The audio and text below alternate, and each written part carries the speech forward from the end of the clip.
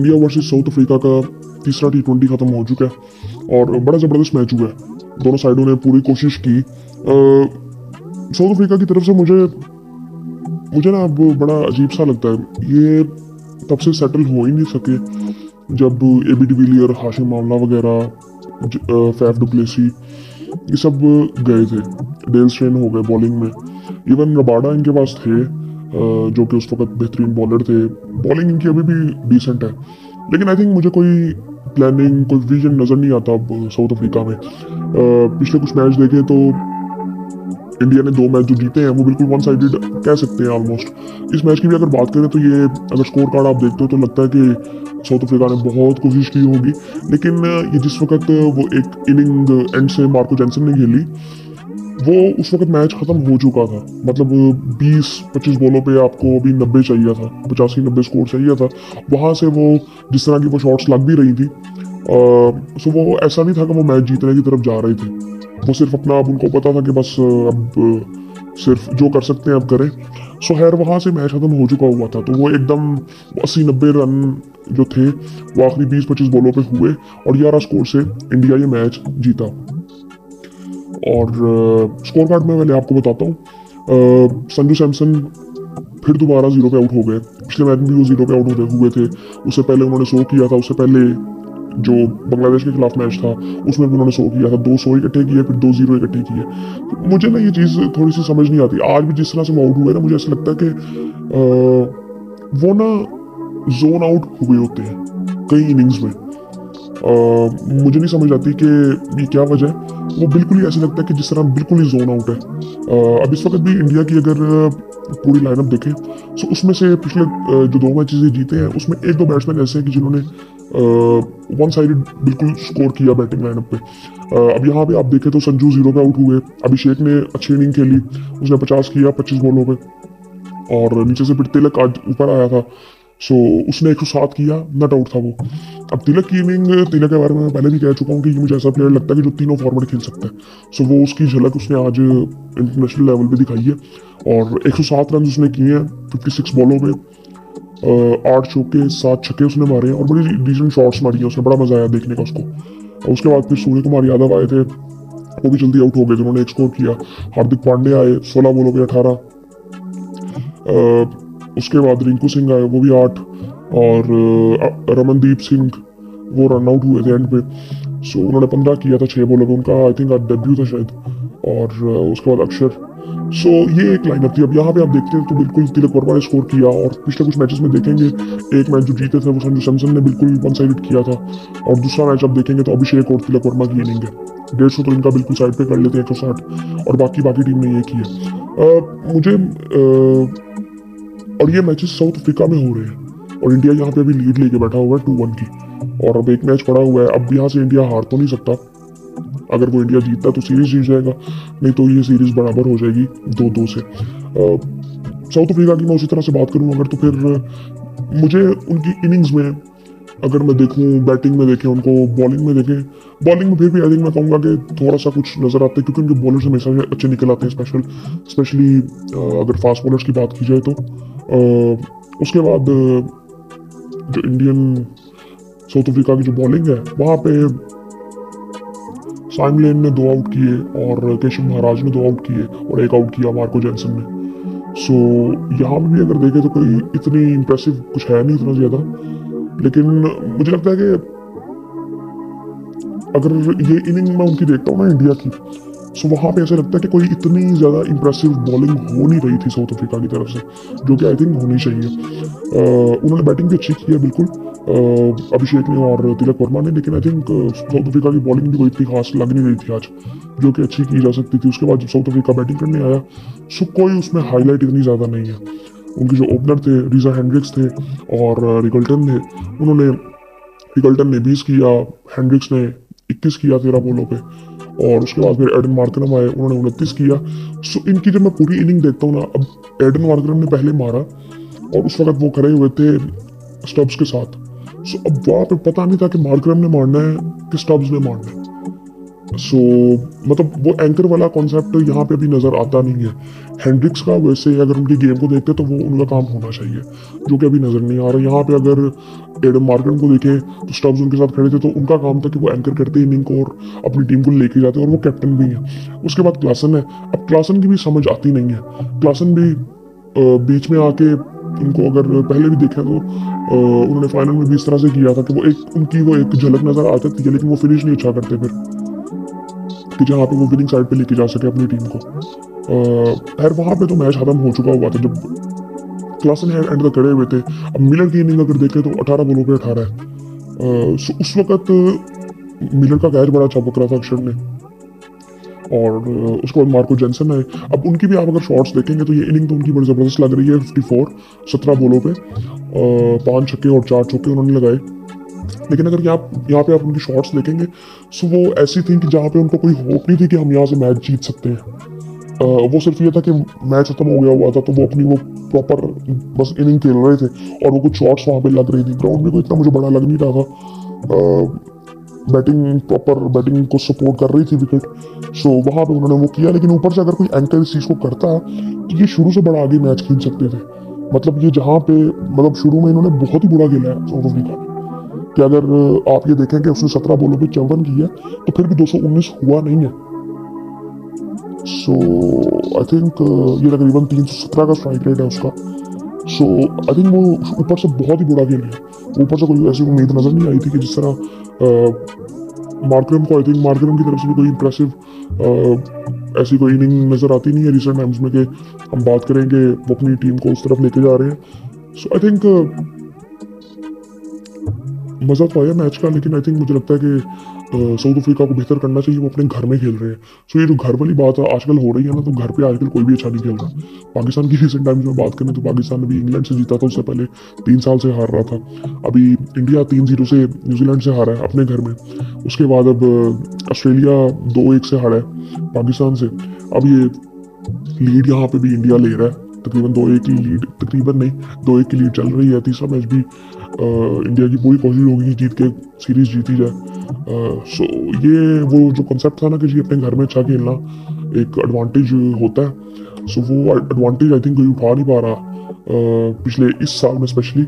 और आज एक स्टैट्स में देख रहा था कि इंडिया ने T20 में इस साल 200 छक्के मार दिए। सो अब ये स्टैट बड़ा इंटरेस्टिंग है कि 200 छक्के इंडिया ने मार दिए।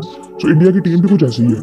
अगर आप ये देखेंगे तो वहाँ पे कोई ऐसी नहीं बात है कि यार तूने एंकर करना है, तूने ये करना है, तूने ये करना है। वो सब ऐसे बैट्समैन है कि जो किसी भी तरह की इनिंग खेल सकते हैं। तिलक वर्मा को देखें, उनके बारे में तो मैं पहले भी कह चुका हूँ कि वो तीनों फॉर्मेट खेल सकते हैं, तो एंकर वाला काम वो कर सकते हैं। लेकिन आई थिंक ज़रूरत ही नहीं पड़ती इनको। अब यहाँ पे आप देखेंगे ना, ये अगर ये टीम्स में एशियन टीम्स को अगर थोड़ा सा देखें, एशियन टीम्स क्यों अच्छी होती हैं T20 में, ODIs में, या आजकल एशियन टीम्स इतनी अच्छी क्यों हैं। अगर आप एशिया से थोड़ा बाहर आते हैं तो आप इंग्लैंड भी अब उस तरह से तो नहीं आजकल खेल रहा। ऑस्ट्रेलिया की आप कैसे बात कर सकते हैं, न्यूजीलैंड की आप किसी हद तक बात कर सकते हैं, साउथ अफ्रीका की भी आप किसी हद तक बात कर सकते थे, लेकिन उनकी वो भी सेटल नहीं है आई थिंक। सो ये एशियन टीमें इतना अच्छा क्यों खेलती है, उसकी वजह सबसे ज़्यादा ये है कि यहाँ पे जो पिचेस है ना वो T20 फॉर्मेट में बैटिंग को बहुत ज़्यादा सपोर्ट करती है, बाहर भी करती है। लेकिन बाहर उस तरह से कोई ऑडियंस की व्यूअरशिप इतनी ज़्यादा नहीं है कि जहाँ भी क्रिकेट ज़्यादा देखी जाती है। ऑस्ट्रेलिया की आप बात कर लो, न्यूजीलैंड की आप बात कर लो, तो इतनी पॉपुलेशन नहीं है। मोस्टली क्रिकेट इंडिया में देखी जाती है, तो वो इनको लंबी इनिंग्स खेलने की आदत है। पाकिस्तान में आप बात करें, पाकिस्तान भी इसलिए अच्छा खेलता है तो पाकिस्तान की बॉलिंग बहुत अच्छी होती है तीनों फॉर्मेट्स में, जनरली अच्छी रही है। पिछले कुछ साल की अगर बात करें तो उसमें कोई खास परफॉर्मेंसेज नहीं रही हमारी। लेकिन अगर आप ओवरऑल देखें, श्रीलंका को देखें, आप इवन बांग्लादेश को देखें, वो भी अपना थोड़ा सा कभी ना कभी वो अपनी झलक दिखाती है कि हम अच्छी टीम है। बांग्लादेश की अगर बात करें तो श्रीलंका आजकल बहुत अच्छा खेल रही है। उन्होंने भी न्यूजीलैंड को हरा दिया पहला ODI। सो आई थिंक ये थोड़ा सा ना अब ये साल बड़ा डिफरेंट ही है। मतलब इस साल से पहले अगर बात की जा रही थी जो क्रिकेट के बारे में, क्रिकेट किस तरफ जा सकती है, वो बड़ा डिफरेंट हो गया अब। मतलब ये साल ही बड़ा डिफरेंट गया है। अभी मुझे याद है कि 2 महीने पहले बात हो रही थी पाकिस्तान क्रिकेट तो खत्म हो गई, इंडियन मीडिया में बात ही ये चल रही थी कि पाकिस्तान क्रिकेट खत्म। सो अब ये थोड़ी सी चेंजेस हुई हैं, सब कुछ ठीक हो गया। इंडियन टीम हर तरफ अपनी डोमिनेंस दिखा रही थी, तो न्यूजीलैंड ने आगे 3-0 से हराया तो अब सवाल उठ गए। ऑस्ट्रेलिया अपने घर में हराना उसको मुश्किल था, पाकिस्तान ने 2-1 से हराया तो फिर सवाल उठ गए उनकी बैटिंग में भी। सो आई थिंक वो बातें फिर उधर होनी शुरू हो गई जो कि एशिया में मोस्टली पाकिस्तान इंडिया में नज़र आती हैं कि बहुत से प्लेयर्स ने कहा कि जी ये तीसरे मैच में कितनी क्या ज़रूरत पड़ गई थी, आपने अपने 5 प्लेयर्स बिठा दिए जो कि डिसाइडेड भी था। सो ये कई प्लेयर्स ऑस्ट्रेलियन प्लेयर्स ने कहा, ऑस्ट्रेलियन टीम को मार्केटिंग के बारे में काफ़ी बात हुई कि सारा फोकस इनका बॉर्डर गवास्कर सीरीज पे था, क्या इन्होंने ओडीआई खेलना नहीं था, इस तरह के बयान आते रहे। सो इस तरह की बातें मोस्टली हमें एशियन टीम से नज़र आती हैं, लेकिन आई थिंक चीज़ें बड़ी डिफरेंट हो रही हैं। इस तरह से किसी ने भी नहीं कहा था, जो प्रिडिक्शन लोगों ने की हुई थी पहले वो अब आई थिंक इस साल तो गलत ही साबित हुई होंगी। कि जिस तरह से देखा जा रहा था कि इंडिया तो बिल्कुल अनबीटेबल लग रहा था, वो हार गया। ऑस्ट्रेलिया ये भी आई थिंक हमने तो नहीं सोचा था, आई थिंक कोई भी नहीं सोच रहा था कि पाकिस्तान 2-1 से हरा देगा, लेकिन उम्मीद थी उस तरह से कि पाकिस्तान कर तो सकता। वो इसलिए था कि कंडीशंस बड़ी मुश्किल है, कंडीशंस अगर दोनों टीमों को सपोर्ट करें तो बड़ा मुकाबला जो है वो बराबर का हो जाता है। अब ये इंटरेस्टिंग सीरीज जो बॉर्डर गवास्कर सीरीज होनी है वो बड़ी इंटरेस्टिंग होगी, इंडिया और ऑस्ट्रेलिया की जिस तरह से उसकी मार्केटिंग की जा रही है। उसमें आई थिंक एक डे नाइट का मैच भी है, टेस्ट मैच, सो वो भी काफ़ी इंटरेस्टिंग होगा और उसकी मार्केटिंग पे बहुत काम किया जा रहा है ऑस्ट्रेलिया में। सो आई थिंक वो काफ़ी इंटरेस्टिंग सीरीज होने वाली है। उसके बाद पाकिस्तान का भी मैच शुरू हो रहे हैं अब, आज अब T20 सीरीज शुरू हो जाएगी और तकरीबन पाकिस्तान टाइम के मुताबिक 1 बजे आई थिंक मैच शुरू होगा और ये भी सीरीज काफ़ी आई थिंक पाकिस्तान को जीतनी चाहिए। पाकिस्तान जीत सकता है इधर से, लेकिन आई थिंक T20 मैचेस हैं, सो किसी भी तरफ जा सकते हैं। ऑस्ट्रेलिया की भी जो टीम होती है वो बड़ी अच्छी टीम होती है। ये अगर आप ये बात करते हैं कि वहाँ पे T20 मैच में इतना कोई फर्क पड़ता नहीं है, ये जिस तरह से आप इंडियन टीम को देखें कितनी जल्दी सेटल हुए हैं T20 में। अभी ये विराट और रोहित के बगैर ओडीआई और टेस्ट में खेलेंगे, वहाँ पे इनको मुश्किल होगी, लेकिन T20 में सेटल हो सकते थे क्योंकि इनका IPL है। IPL से काफ़ी ऐसे प्लेयर्स निकल के आते हैं जो कि आई थिंक डोमिनेंट रहते हैं T20 मैचेस में। सो वहाँ पे इतना कोई इशू नहीं था, जो कि आई थिंक सेटल हो भी रही है टीम। 2-3 टीमें इनकी T20 की भी बनती रही हैं, जो कि कभी बुमराह लीड करते रहे हैं, स्काई लीड करते रहे हैं, हार्दिक पांड्या लीड करते रहे हैं। सो इनकी एक ही टीम भी डिसेंट थी। सो आई थिंक ओवरऑल अगर देखें तो इंटरेस्टिंग हुआ है, काफ़ी कुछ हुआ है स्पेशली पिछले 2 महीनों में, वरना उससे पहले आई थिंक क्रिकेट बहुत बोरिंग जा रही थी, जनरली चीज़ें बहुत बोरिंग थी। अब पिछले 2 महीनों में आई थिंक काफ़ी चीज़ें ऐसी हो गई है कि साल के जो डायमेंशंस है वो बिल्कुल बदल गए हैं। अब पाकिस्तान क्रिकेट की बात की जा रही थी तो अब इस वक्त आज एक रैंकिंग्स आई थिंक आई थी कोई कि ODI में बॉलिंग में भी नंबर 1 शाहीन है और बैटिंग में नंबर 1 बाबर है। बाबर तो आई थिंक पता नहीं कितने सालों से तो याद भी नहीं है, 5-6 साल हो गए उसको आई थिंक कि वो नंबर 1 है।